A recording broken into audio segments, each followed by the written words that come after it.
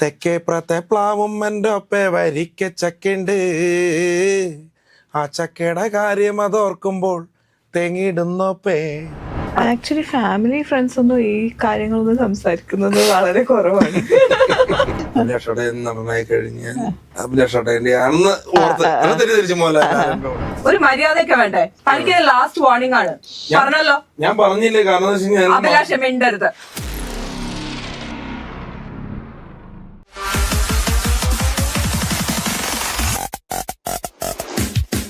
ഒരു കാര്യം പറയാം, ഇപ്പം തമാശക്കാണെങ്കിലും പറയാണ്, ഒരു പാട്ട് നമ്മൾ പാടാൻ ആഗ്രഹിച്ചാൽ അത് പാടാൻ പറ്റും.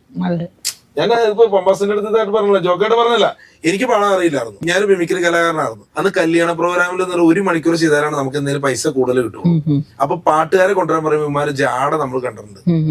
ചിലവരെ വിളിച്ച് കഴിയുമ്പോൾ വയറുവേദനയാണ്, അല്ലെങ്കിൽ എനിക്ക് വരാൻ പറ്റില്ല എന്ന് പറയും. അപ്പൊ ഞാൻ ആദ്യമായിട്ട് പഠിച്ചത് മഞ്ഞുകൂട്ടികൾ, പിന്നെ മണിച്ചേന്റെ കണ്ണിമാപ്രായം. അപ്പൊ മഞ്ഞുകൂട്ടികൾ എന്ന് പറഞ്ഞാൽ ഞാൻ വെറുതെ ഒന്ന് പാടി വയ്ക്കും. മഞ്ഞുകൂട്ടികൾ തെന്നലാട്ടികൾ ഉമ്മ വെച്ചു, ആ പാട്ടില്ലേ, അതാണ് ഞാൻ പാടുന്നത്. അങ്ങനെ 2 പാട്ടാണ് ഞാൻ പഠിച്ചു വെച്ചത്. പിന്നെ ആ പാട്ടിട്ട് കളിച്ചിട്ട് പിന്നെ കുറച്ച് കഴിഞ്ഞപ്പോ ദേവൂടാ ദേവൂടാ ഏഴുമാലൈ ദേവൂടാ അതിലേക്ക് കിടന്നു. അപ്പൊ 3 പാട്ടായി. അങ്ങനെ നമ്മൾ ശ്രമിച്ച് കുറച്ചുകൂടെ ഏഞ്ചൽ വോയിസ് ഇല്ലേ ഗാനമേള, ആ പാട്ട് പഠിക്കാൻ പോയി. പാട്ട് പഠിക്കാൻ പോയപ്പോഴാണ് കുറെ പാട്ടുകൾ എനിക്ക് പാടാനും പറ്റും. അപ്പൊ നമ്മൾ ശ്രമിച്ചാൽ കിട്ടും. അന്ന് ഞാൻ അവിടെ പാട്ട് പഠിക്കാൻ പോയപ്പോ മലയാളത്തിന്റെ സെലിബ്രിറ്റി അവിടെ ഡാൻസ് വന്ന പരിപാടി ആയിട്ട് വന്നേക്കാം, മഞ്ജു പത്രോസ്. അവരെ ഹസ്ബൻഡ് അവിടെ കീബോർഡിസ്റ്റ് ആണ്. അന്നൊക്കെ എന്ന് പറഞ്ഞു കഴിഞ്ഞാൽ അവര് സാധാരണ ഇപ്പൊ എന്ന് പറഞ്ഞാൽ വലിയ ആർട്ടിസ്റ്റ് ആയിപ്പോയി, പക്ഷെ അവര് കാലഘട്ടം വർക്ക് ചെയ്തു. അങ്ങനെയാണ് നമ്മൾ വലിയ പാട്ടിലേക്ക് വന്നത്. പിന്നെ ഞാൻ ഒരു കോടിയിലേക്ക് വന്ന തെരുവോരങ്ങളിൽ പാട്ട് പാടി, അത്രയും പാട്ടുകൾ പാടി. അപ്പൊ ഞാൻ അവിടെ പമ്പാസിന് ശ്രമിച്ചാൽ കിട്ടും, ശ്രമിച്ചാൽ കിട്ടാത്ത കാര്യമൊന്നുമില്ല. പാട്ട് വേണ്ട, അറിയാവുന്നൊരു പാടിക്കോട്ടെ. ഇതൊക്കെ ഞാൻ ബൂസ്റ്റ് ചെയ്ത് പറയുമ്പോ അവിടെ കൊണ്ടുപോയി താത്തിക്കളയാം. അറിയാവുന്നൊരു പാടിക്കോട്ടെ. എന്നാലും ഞാൻ ഓടേണ്ട പാടുമ്പോഴുള്ള ഒരു വരി അടിക്കും, അത് കേട്ടു നോക്കിയോ. മണിച്ചേട്ടന്റെ ഒരു ഇതിന് വേണ്ടിയാണ് കൂടെ കൂടിക്കണേ. ഓടേണ്ട ഓടേണ്ട ഓടിത്തളരേണ്ട ഓമന പൂമുഖം വാടിടേണ്ട ഓമന പൂമുഖം വാടാതെ സൂക്ഷിച്ചാൽ മണിച്ചേണ്ട പാട്ടോട്ടോ, തെറ്റിദ്ധരിക്കരുത്. ഓമന ചുണ്ട ഒരു വരി പാടാൻ പറ്റുമോ? അല്ലേ, താരിട്ട റോഡാണ്, റോഡാണ് റോഡിനരികാണ് വീടിനടയാളം ശീമക്കൊന്ന പച്ചരിച്ചോറുണ്ട് പച്ചമീൻ ചാറുണ്ട് ഉച്ചക്കായി ഉണ്ണാനായി വന്നോളൂട്ടു. ഒരു കുപ്പി മണ്ണെണ്ണ കത്തിത്തീരും വരെ പണ്ടാര തള്ളക്ക് ഉറക്കമില്ല. ഒരു കുപ്പി മണ്ണെണ്ണ കത്തിത്തീരും വരെ പണ്ടാര തള്ളക്ക് ഉറക്കമില്ല. ഓടേണ്ട ഓടേണ്ട ഓടിത്തളരേണ്ട. മണിച്ചേട്ടൻ എന്ന് പറയുമ്പോ ഉണ്ടല്ലോ, ശരിക്കും ഒരു ഈ അടുത്ത സന്നിധാനത്തിന്റെ ഒരു പാട്ട് പാടിയില്ലേ, അതായത് മനുഷ്യന്റെ ഒരു വരി പാട്ട് കേട്ടപ്പോ തന്നെ എല്ലാവരും നല്ലൊരു ഏതാന്ന് പറയുക, നമ്മളാ തെക്കേപ്പുറത്തെ പ്ലാവും എൻ്റെ ഒപ്പേ വരിക്ക ചക്കണ്ട്. ആ ചക്കയുടെ കാര്യം അതോർക്കുമ്പോൾ തേങ്ങിയിടുന്നോപ്പേ. ചക്ക മുറിച്ചിടണുണ്ട് കൈത്തുണ്ടൻ കാറ്റിടണുണ്ട് എന്നോടങ്കിടൻ്റെ ഒപ്പേ ചെല്ലാഞ്ഞേ.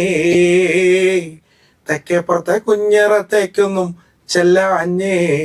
ചക്ക മുറത്തിലതിട്ട് പൊന്നുണ്ണീനെ തോളിലതിട്ട് മൂളിപ്പാട്ടു പാടിയ നേരം കുഞ്ഞുറങ്ങി. ആ ഉറക്കം പൊന്നും കട്ടെ സഹിച്ചൂട്ടാ. തെക്കേപ്പുറത്തെ പ്ലാവും എൻ്റെ ഒപ്പേ പരിക്ക ചക്കണ്ട്. ആ ചക്കയുടെ കാര്യം അതോർക്കുമ്പോൾ തേങ്ങിടുന്നോപ്പേ. മണിച്ചേട്ടൻ ഭയങ്കര ഇഷ്ടമല്ലേ, എന്ന് വെച്ചാ എല്ലാവരും ഒരേ സ്വരത്തിൽ പറയുന്നുണ്ട് കലാഭവൻ മണിച്ചേട്ടൻ. എനിക്കൊരു ഭാഗ്യം ഉണ്ടായിട്ടുണ്ട് അദ്ദേഹത്തിന്റെ മുമ്പിൽ പെർഫോമൻസ് ചെയ്യാനുള്ള ഒരു ഭാഗ്യം ഉണ്ടായിരുന്നു.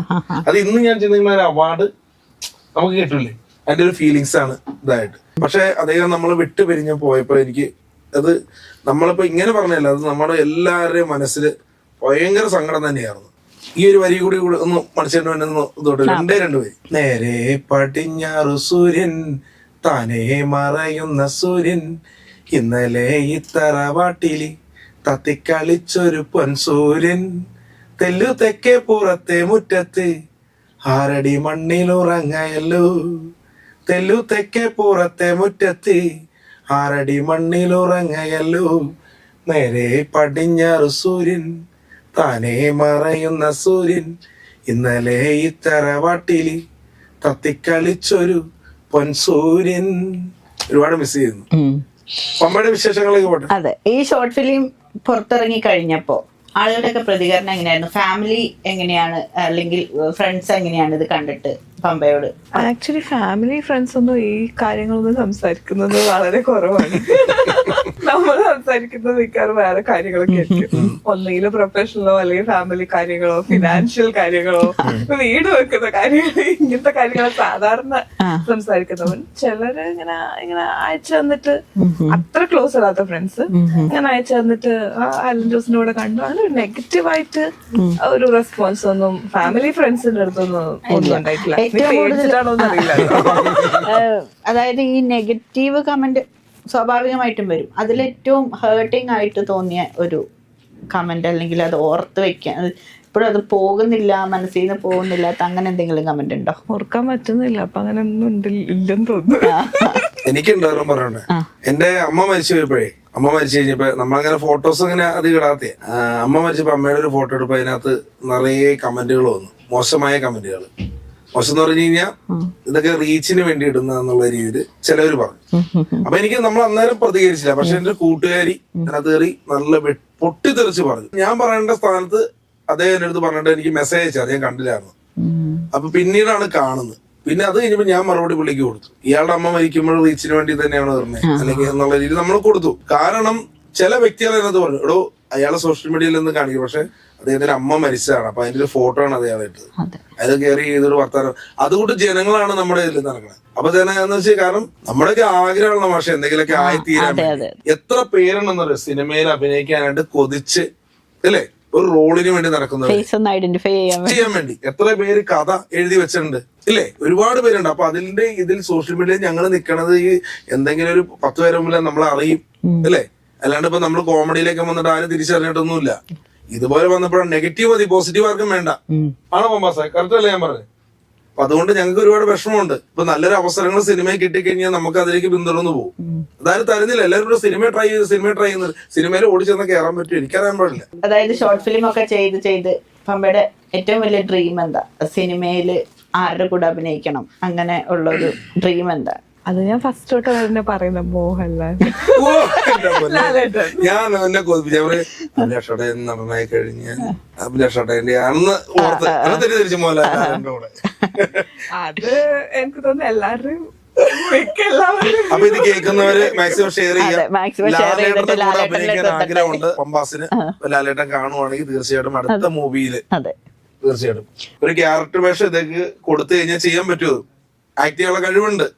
ഒരു ദേഷ്യപ്പെടുന്ന ഇത് ചെയ്ത് കഴിഞ്ഞാൽ കഴിഞ്ഞ ദിവസം നമുക്ക് പമ്പയുടെ എന്തെങ്കിലും ഒരു ചെറിയൊരു പെർഫോമൻസ്.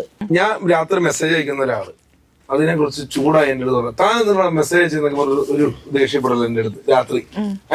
ഹായ് മാഡം, ഇന്നലെ രാത്രി മെസ്സേജ് അയച്ചെന്ന് വെച്ചാൽ വരുന്നില്ല, അപ്പൊ നാളെ ഷൂട്ട് ഉണ്ടല്ലോ, അത് പറയാൻ വേണ്ടിയാണ് മെസ്സേജ് അയച്ചേട്ടോ. നിങ്ങൾ എത്ര മണിക്കായിരുന്നല്ലോ മെസ്സേജ് അയച്ചത്? ഞാനൊരു 2 മണിക്കാന്ന് തോന്നുന്നു. ഞാൻ ഓർക്കം വന്നില്ല, അന്നേരമാണ് ഞാൻ നാളെ വർക്ക് ഉണ്ടെന്ന് ഓർത്ത് പെട്ടെന്ന് അയച്ചത്. അല്ല, എന്ത് മെസ്സേജ് അയച്ചത്? മെസ്സേജ് എന്ന് പറഞ്ഞു കഴിഞ്ഞാൽ നാളെ ഷൂട്ട് ഉണ്ട് എന്നുള്ളതിലാണ് ഞാൻ അയച്ചത്. ഇതാണോ ഒരാൾക്ക് മെസ്സേജ് അയക്കേണ്ട ടൈം? അയ്യോ, സ്പെല്ലിംഗ് മിസ്റ്റേക്ക് വന്നു, അതിനകത്ത് തെറ്റിപ്പോയോ? സ്പെല്ലിംഗ് മിസ്റ്റേക്കിന്റെ കാര്യമല്ല, ഈ സമയത്താണോ ഒരാൾക്ക് മെസ്സേജ് അയക്കേണ്ടത്? അല്ല, പിന്നെ പെട്ടെന്ന് ഞാനെന്ന് പറഞ്ഞ് നമ്മള് രാത്രി അല്ലേന്ന് കരുതിയാണ് മെസ്സേജ് അയച്ചത്. നിങ്ങൾ എല്ലാവർക്കും ഈ സമയത്താണോ മെസ്സേജ് അയച്ചത്? ചിലവര് കാരണം പെട്ടെന്ന് ഇങ്ങനെ അയച്ചു പോകും, എന്താ അസുഖം എന്നറിയില്ല. കാരണം നമ്മൾ ഒരുമിച്ച് വർക്ക് ചെയ്യുന്നവരാന്ന് വെച്ചാൽ ഇത്രയും ഫ്രീഡം ഞാൻ തന്നിട്ടുണ്ടോ? ഇല്ല തന്നിട്ടില്ല മാഡം. പക്ഷെ ഞാൻ പെട്ടെന്ന് ഇങ്ങനെ അയച്ചു പോയതാണ്. അലൻ പോലും എനിക്ക് ഈ സമയത്ത് മെസ്സേജ് അയക്കാറില്ല. പക്ഷെ എന്റെ കൈ തെറ്റി വന്നാണെന്ന് സംശയമുണ്ട്. ഇനിയിപ്പോ ഞാൻ അയച്ചത് വേറെ ആർക്കും ആണെന്ന് എനിക്ക് ഡൗട്ട് ഉണ്ട്. ആർക്കും ഒരാൾക്ക് അയച്ചപ്പോ തെറ്റി ഇങ്ങനെ വന്നാണോ? ഞാൻ എവിടെയാ മെസ്സേജ് അയക്കുന്നത് എനിക്ക് അറിഞ്ഞൂടെ? ഈ വർക്ക് പേജിലെ മെസ്സേജ് അയക്കാൻ സംഭവിച്ചതാണ്. അതെന്റെ ഹസ്ബൻഡ് കണ്ടു നിങ്ങൾ മെസ്സേജ് അയച്ചിരിക്കുന്നത്. എന്റെ പൊന്നെ, പുള്ളിയോട് പറഞ്ഞോട്ടോ, ഞാനല്ലാന്ന് പറഞ്ഞോട്ടോ. ഇനി അദ്ദേഹത്തിന്റെ ഇവിടെ വരുമോ? പുള്ളി ഇടയ്ക്ക് വല്ലതും വരുമോ? കണ്ണെ കണ്ട അടിച്ച് കർണം പൊളിക്കുമെന്നാ പറഞ്ഞിരിക്കുന്നത്. മേലാൽ എനിക്ക് ഈ സമയത്ത് മെസ്സേജ് അയച്ചാ പുള്ളിയോട് വിളിച്ചു പറയും, ഇവിടെ വന്നാൽ ഭയങ്കര പ്രശ്നമാവും. അത് പെണ്ണുങ്ങൾക്ക് ഈ സമയത്താണോ മെസ്സേജ് അയക്കുന്നതോ? ഒരു മര്യാദയൊക്കെ വേണ്ടേ? തനിക്ക് ലാസ്റ്റ് വാർണിംഗ് ആണ്, പറഞ്ഞല്ലോ. ഞാൻ പറഞ്ഞില്ലേ, കാരണം അഭിലാഷം മിണ്ടരുത്. തനിക്ക് ലാസ്റ്റ് വാർണിംഗ് ആണ്. ഞാൻ അറിയാണ്ട് ചെയ്തു പോയത്. ഞാൻ കുറച്ച് വർക്ക് തന്റെ കൂടെ അപ്പം ചെയ്തിട്ടുണ്ടെന്ന് വെച്ചിട്ട് തനിക്ക് എപ്പോ വേണമെങ്കിലും എനിക്ക് മെസ്സേജ് അയക്കാന്നല്ല അതിന്റെ അർത്ഥം. ഞാൻ പറഞ്ഞ പുള്ളി കലയുടെ കാര്യം. Shut up. ഹസ്ബൻഡിനോട് പറ Shut up. ഇത് മേലിൽ ആവർത്തിക്കരുത്, പറഞ്ഞോ കേട്ടല്ലോ. ചിരിച്ചല്ലോ ലാസ്റ്റ്. പബ്ലിക് ട്രാൻസ്പോർട്ട് ഇപ്പൊ യൂസ് ചെയ്യാറില്ല, പക്ഷെ ചെറുതിലെ ഒക്കെ ഞാൻ യൂസ് ചെയ്തിരുന്നു. സ്കൂളിലും ഒക്കെ പഠിക്കുന്ന സമയത്ത്, കോളേജിലൊക്കെ പഠിക്കുന്ന സമയത്ത്.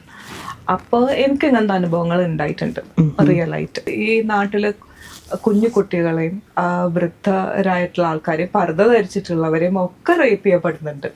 അതൊന്നും വസ്ത്രം കൊണ്ടല്ല. റേപ്പ് എന്ന് പറയുന്ന ഒരു മെന്റാലിറ്റിയാണ്. കഴിഞ്ഞ ദിവസം ഞാൻ നിങ്ങളോട് പറഞ്ഞല്ലേ മെസ്സേജ് അയക്കരുത്. ഞാൻ എപ്പോഴാ മെസ്സേജ് അയച്ചത്? ശരി, കൊറേ ടൈമായി. I was waiting for you, huh? I was waiting for you. നീ അല്ലേ ആ രാത്രിക്കോ മെസ്സേജ് അയച്ചത്? എന്താണ് നീ ആരാ? ഞാനല്ല പയ്യ. ഇതെന്തിനാണ് ആവശ്യമില്ലാത്ത പരിപാടി? ഇന്ന് അവൻ നിന്റെ അല്ലേ? അതെ. പിന്നെ എന്താണ് ലാസ്റ്റ് വാർണിംഗ്?